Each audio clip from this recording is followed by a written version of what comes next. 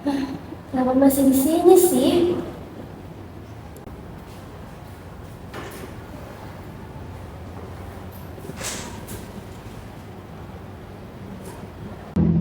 Kamu kenapa lemes banget?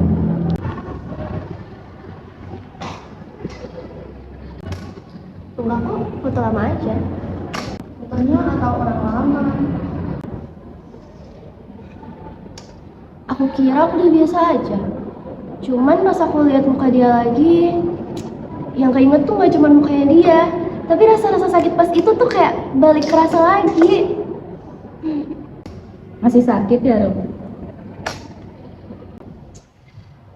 Dia cheating, cuman yang paling nyakitin tuh bukan itu, tapi kayak aku sekarang jadi ngerasa kayak aku nggak layak buat siapa-siapa, kayak I don't deserve love from anyone.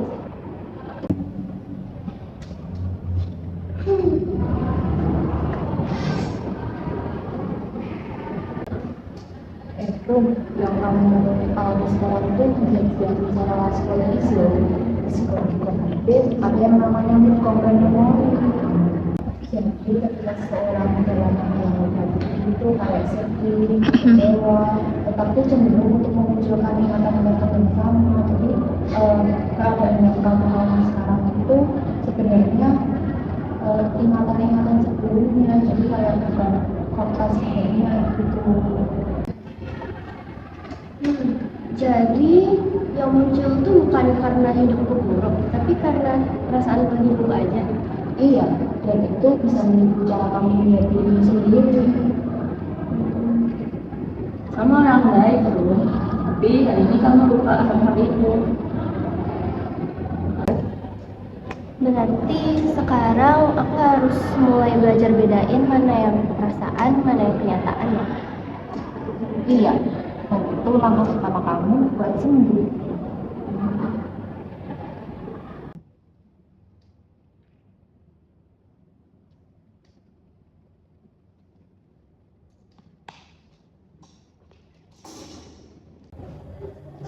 Diduga terciduk berselingkuh dengan pria bernama Sal Adehon dan Julia Pasti alias Jule resmi. Dia bilang aku selingkuh. Aku dituduh selingkuh mulu, aku sukanya udah selingkuh beneran. Gila, orang kayak gini masih bisa hidup enak. Selingkuh tapi nggak punya rasa bersalah.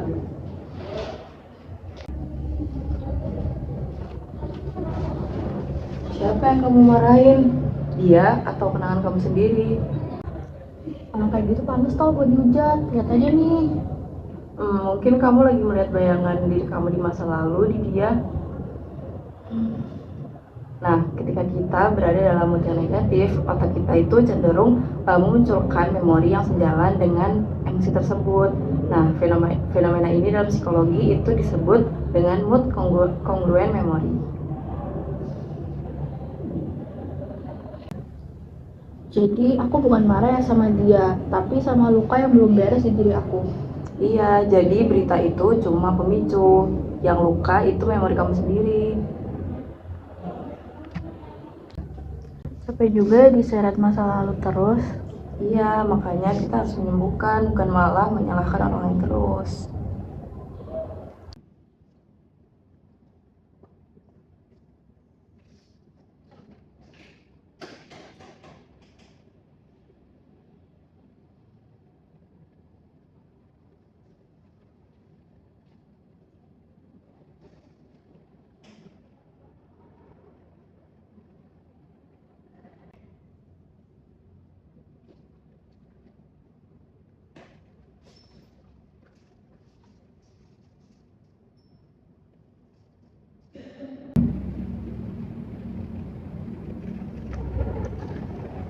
Kamu kenapa?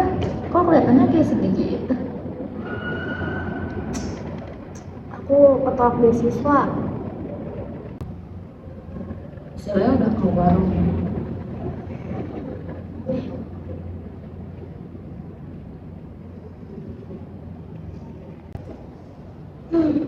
Capek tahu.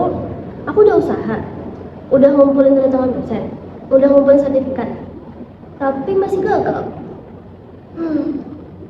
Ya kayak dulu, aku juga nggak cukup buat dia. Hei, ini tuh udah beda hal, Rum. Tapi rasanya tuh masih sama. Gagal, ditolak, nggak dipilih. Rom, yang kamu rasain sekarang itu bukan cuma soal beasiswa ini.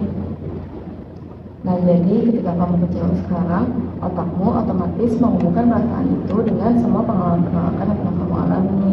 Jadi, perasaan hari ini bukan cuma kegagalan itu, tapi luka lama yang ikut muncul.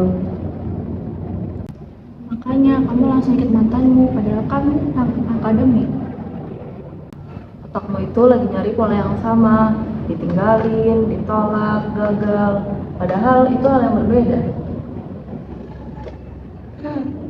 Capek tahu, ya gagal dikit, rasa sakit yang kemarin kayak kerasa semua lagi.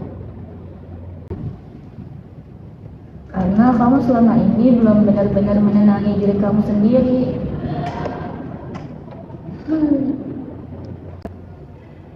Sekarang aku tanya satu hal, yang nolak kamu itu beasiswa tadi atau seluruh hidup kamu?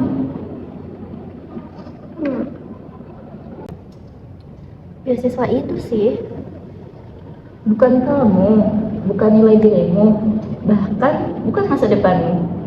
Hei, orang gagal itu biasanya berhenti loh. Kamu udah sampai sini, sampai tahap ini. Bukan orang gagal itu namanya. Ini bukan akhir cerita kamu tahu, Rum. Ini baru awalnya doang. Kalau gitu, mulai sekarang aku harus stop nyalahin diri sendiri dan mulai untuk belajar dari semua ini. Nah, ini baru rumah yang ku kenal. Itu bukan lagi moto mulai memori, tapi kesadaran kamu sendiri. Kalau gitu, aku mau cari beasiswa lagi deh. Bukan buat buktiin ke orang lain, tapi karena aku percaya kalau aku pasti bisa. Semangat!